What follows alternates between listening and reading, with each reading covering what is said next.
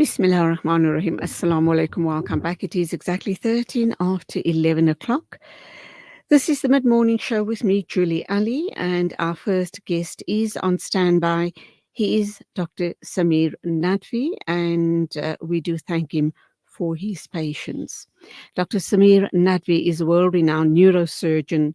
He works and resides in South Africa. He has retired from operating and now mainly does medico-legal work both for and against the Road Accident Fund, which he has been doing over 20 years of experience. Dr. Nadvi has also over 60 publications in neurosurgery and medicine and has published in medical journals all around the world.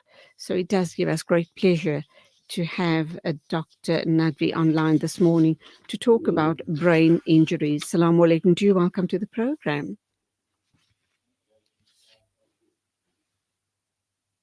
Dr. Nadvi, can you hear me? Because I can't hear you. Okay, it's absolutely dead on my side. I do apologize for this, but we've just been having nothing but technical issues this morning. So let's see if the technical team can sort us out. Can you hear me now, Dr. Nadvi? I can hear you. Oh, I can hear you now. I can hear you now. Okay. Thank you very, All right, very much. excellent. I do apologize for that. That's fine. Yeah. One of those days, what can I say? Sure. Yeah. Okay, we understand that it is Brain Injury Awareness Month, and sadly, every year millions of people grapple with the aftermath of brain injuries. And of course, their journey of recovery must be long and hard, not only for themselves, but for their loved ones as well. And I suppose in some instances as well, they don't make a full recovery. It probably leaves them disabled in different forms and ways for the rest of their lives. So let's talk about Brain Injury Awareness Month. Yeah. So, Julie, as your listeners probably know, head injury is a leading cause of death and disability all over the world, including South Africa. And the commonest cause of head injury are motor vehicle accidents throughout the world. And apart from motor vehicle accidents, falls and interpersonal trauma is the commonest causes. In first world countries, it's generally falls that follows motor vehicle accidents. Unfortunately, we live in a very violent society in South Africa. And unfortunately, trauma, interpersonal trauma, assaults are the second commonest cause of head injuries in South Africa. But whatever the cause of head injury, you're quite right. The problem with the brain is that you cannot form new brain cells. So once something is damaged, it's damaged for good. And so you like to have some disability, whether it's psychological or physical. Some sort of aftermath is to be expected, given the fact that the brain doesn't easily recover from trauma. Dr. Nadvi, would this be the same for growing children? I'm thinking of a toddler who might have a fall, a bad fall knocks his or her head. And does that mean, let's look at a 3 or a 5-year-old, would that mean that they too, because they still, their body is still a work in progress, it's still growing, it's regenerating, etc. Can you say the same for them as well? Yeah, look, it depends on the severity of the injury. Children are very resilient, and there are some factors that allow children to recover quicker. With myelination, which means covering of the nerves in children is not yet complete.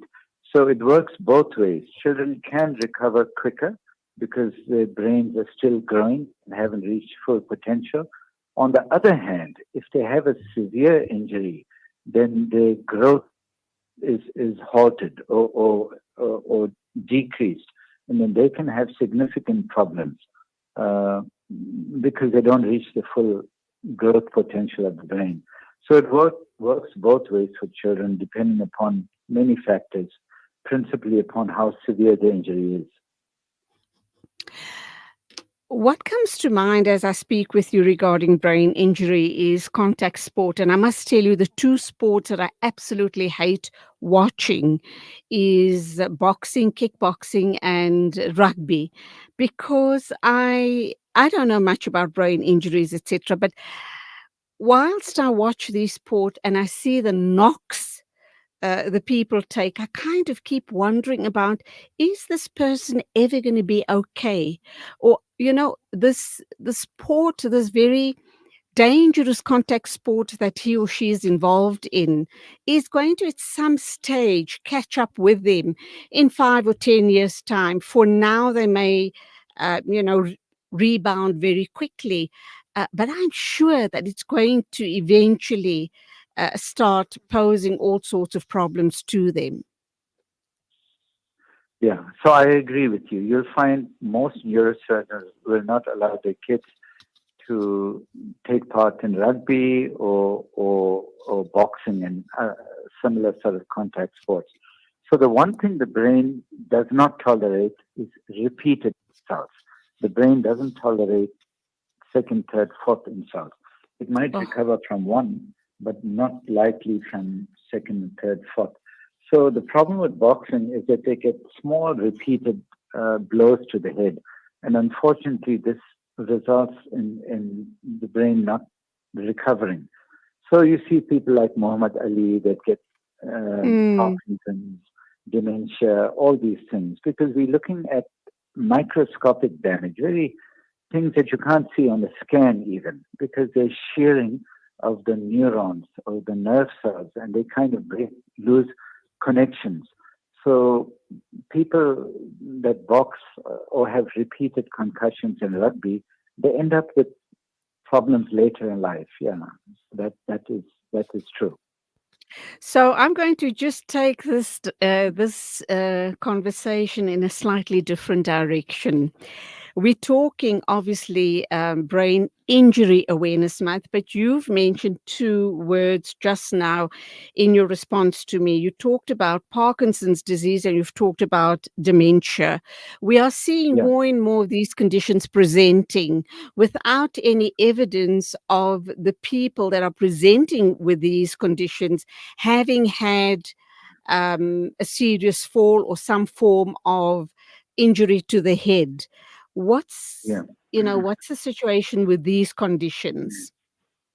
No, so Parkinson's and dementia are not usually caused by head injury. It's normally a degenerative condition of the brain. We don't know why some people get it and others don't. There's a very strong genetic component. So if your parents, grandparents had it, the chances are, or there's greater chance of you getting it. Um, so it's usually not related to head injury. Boxing causing it is an unusual cause, but the usual causes are genetic. And then there may be other factors involved, but we don't know too much as to what causes them. Unfortunately, there's no complete cure for them, and all we can do is just treat them with medications to try and improve their condition and quality of life, but it can never really be cured. There are some surgical options now for treatment of Parkinson's as well, uh, but those are reserved for a few patients where the damage is in a very small area of the brain, and we can try and put electrodes to try and stimulate that part of the brain. So that's an interesting new form of neurosurgery. But by and large, I agree with you. The incidence of these things is increasing, and yeah, usually it's not due to trauma, though. I agree with you. Yeah. But as a neurosurgeon, are you seeing perhaps more breakthroughs regarding support and treatment plans for patients with Parkinson's and Alzheimer's and dementia? Because we are also seeing more and more of these cases presenting, aren't we? Yes, we are. And it may be that we're just more aware of it, or it may be that we have better diagnostic facilities to diagnose the condition. But yeah, or maybe just the stresses of modern life. But we are living longer as well. Remember, the life expectancy is increasing. So we're seeing more age-related diseases becoming more evident. But yeah, there are more breakthroughs. There are surgical breakthroughs. There's medical breakthroughs and more social support as people and society become more aware of these things. Yeah. So hopefully there is good news as far as Parkinson's, Alzheimer's, and dementia is concerned. What would be my first port of call if I'm worried about a loved one who's probably presenting with, forgetfulness, perhaps repeating him or herself all the time? And I think because of that, they also become very difficult, don't they? Difficult to Yes. interact with and deal with. Yeah. So, most people would see their family doctor first because he is most familiar with the patient and the history. And from there on, the best person to see would be a neurologist. So the difference Not a neurosurgeon. No, definitely not a neurosurgeon. The neurosurgeon operates upon the brain. Right, of Whereas course. a neurologist would treat conditions such as Parkinson's medically. So a neurologist would be the right person to see. And you see, people, we have to differentiate between age-related memory loss, which you and I certainly have as you get older. So that's normal. That's Okay. normal age-related.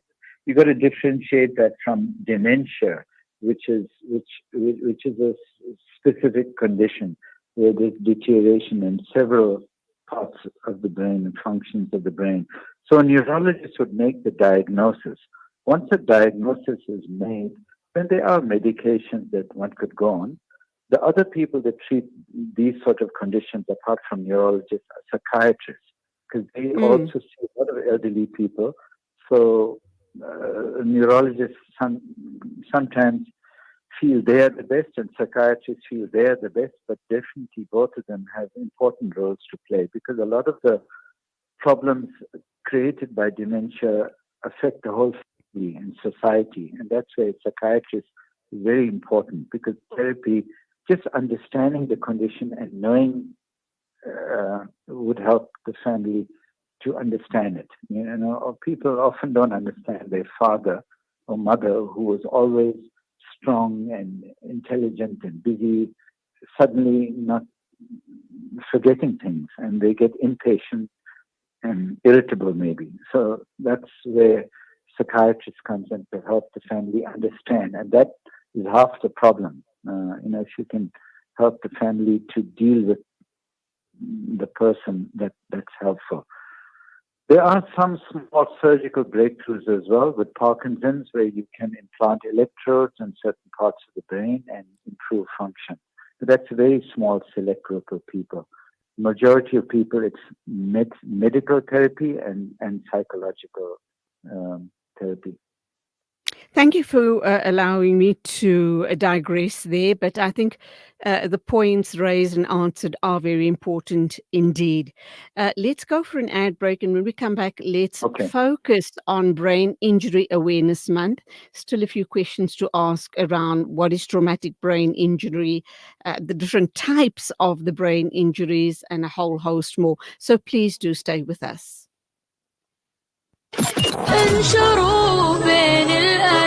Salam Media, your spiritual companion this Ramadan.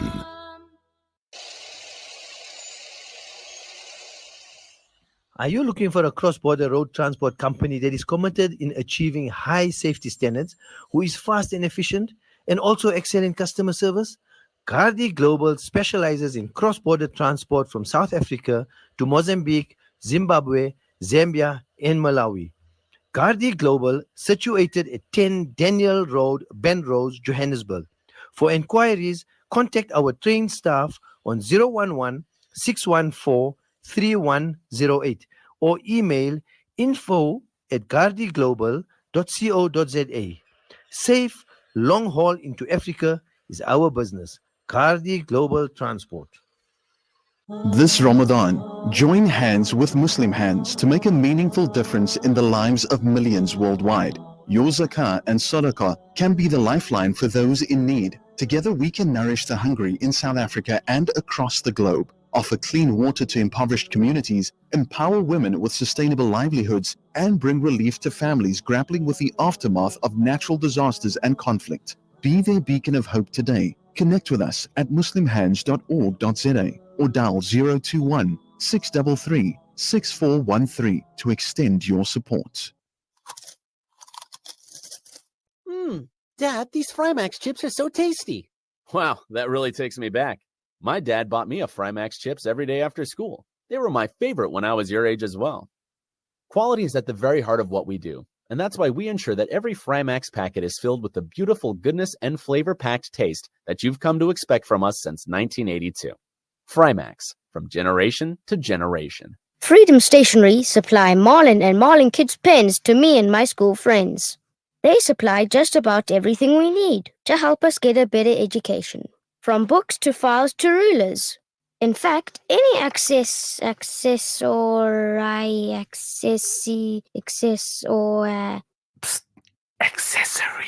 any accessory we need. Freedom Stationery. Education for the nation. What does accessory mean? President Biden, Mr. Blinken, can you hear me? Can you hear the screams from Shifa Hospital, from Al-Auda's Hospital? Can you hear the screams from innocent people? For a deeper insight and a first-hand account of this humanitarian disaster, we invite you to join Dr. Gilbert on the Durban leg of the tour at the NMJ Hall on Friday, 17th November 2023. To all you listeners, all you friends, brothers and sisters in South Africa, with your knowledge of colonialism and apartheid and the deadly forces supporting this inhuman politics, we have to do more now. For more information, contact Nadia Mir on 082 228 0303 or Yasira Suleiman on 082 728 6721. You are listening to Salam Media live from our headquarters in South Africa. This is Salam Media, keeping you company this Ramadan. Fulfill your zakat conveniently with Ashraful Aid. This Ramadan, let's make your zakat count. Ashraful Aid's zakat distribution is carefully overseen by external boards which ensure its transparency and trust. Make a difference to those who really need it. Join us today to spread hope and compassion to those who need it most. Visit our website at www.ashrafulaid.org. President Biden, Mr. Blinken, can you hear me? Can you hear the screams from Shifa Hospital, from Al-Auda's Hospital? Can you hear the screams from innocent people? For a deeper insight and a first-hand account of this humanitarian disaster, we invite you to join Dr. Gilbert on the Durban leg of the tour at the NMJ Hall on Friday, 17th November 2023. To all you listeners, all you friends, brothers and sisters in South Africa, with your knowledge of colonialism and apartheid and the deadly forces supporting this inhuman politics, we have to do more now. For more information, contact Nadia Mir on 082 228 0303 or Yasira Suleiman on 082 728 6721. This is Salam Media, and you are listening to Julie Ali.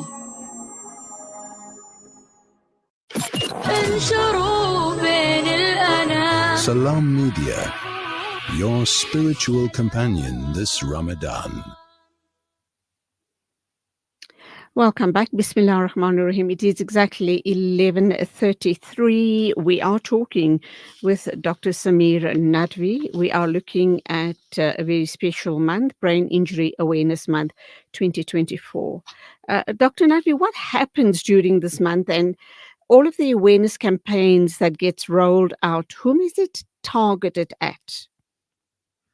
So it's targeted at the general population, and in particular children and young adults.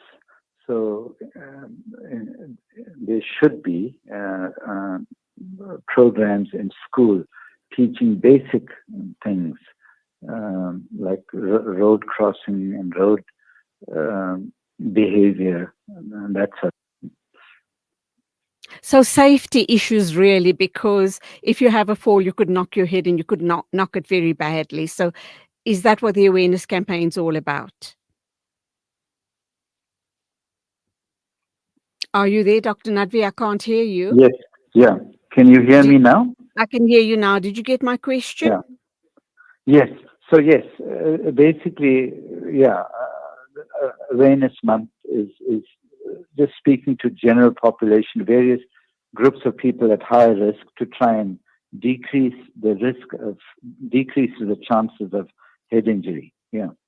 Okay. Can you tell us a little bit about focal head injury and diffuse head injuries? What do they actually mean? And is the one more serious than the other? Yes.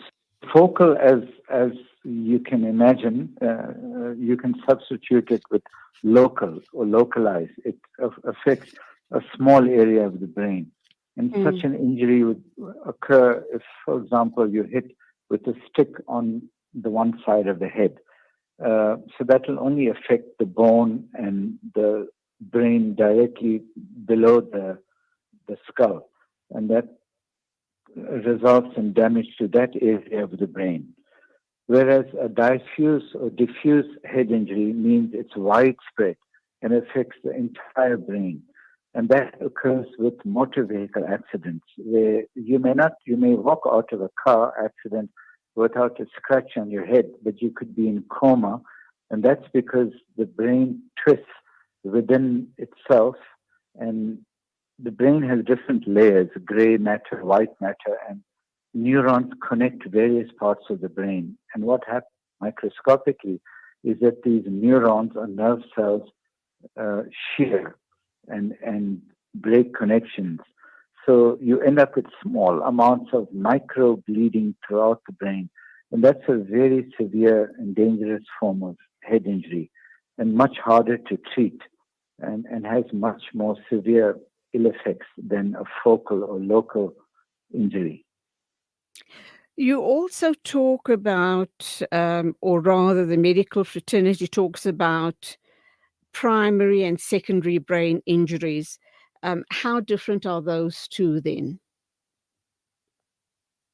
Is the one that occurs at the point of impact. So when you're involved in a car accident and bump your head, that's a primary injury. And there's not much a doctor can do about that. In fact, there's a doctor can do about that. So it's a secondary brain injury that doctors come in. And secondary brain injury means once you bump your head, you could be lying on the side of the road and your blood pressure drops and blood flow to the brain decreases. So that causes secondary damage. Or if your brain starts swelling after the primary injury, then that's a secondary injury. So a secondary injury occurs after the initial or primary injury, and that's where neurosurgeons come in to try and prevent any further brain damage or secondary brain damage. So, Dr. Nadvi, help me here with this question. We often hear about people, very especially people who abuse substances, people who, for some reason or the other, are having to take lots of OTC or prescribed meds by their medical practitioner. And we are told, or, common sense does tell you that all of these different toxins can impact on the cellular the tissues, the blood vessels, and creates changes in your brain. How damaging is that? And if you are a patient or a victim to that type of abuse on your brain, for want of a better word, can you rebound after a period of time? And what sort of treatment would be in place to get you back on track? Okay, so the brain is very well protected by various measures. In fact, that would be a series of lectures on itself, the protection that the brain has from substances and things in general, like the blood-brain barrier. But unfortunately, if one persists with a harmful substance such as alcohol or certain types of drugs, and they penetrate the blood-brain barrier and damage the brain, then it depends on how often you're doing it and for what period of time you're doing it. But the brain can bounce back if the damage is not too long. But if you persist with these substances, eventually it will result in brain damage.